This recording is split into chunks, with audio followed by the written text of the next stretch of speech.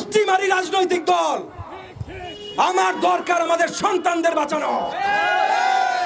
আমি বিএনপি বুঝি না, আমি এনডিএম বুঝি না, আমি গণ অধিকার পরিষদ বুঝি না, এবি পার্টি বুঝি না, মুসলিম লীগ বুঝি না, জামাত বুঝি না, কোন দল বুঝি না।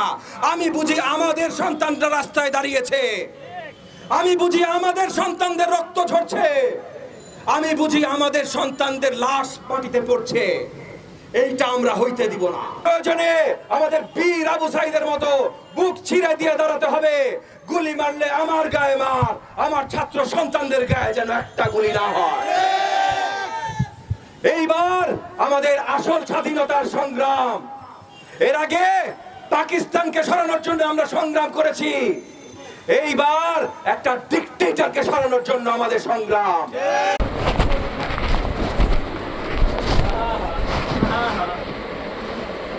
কিছু করার নেই।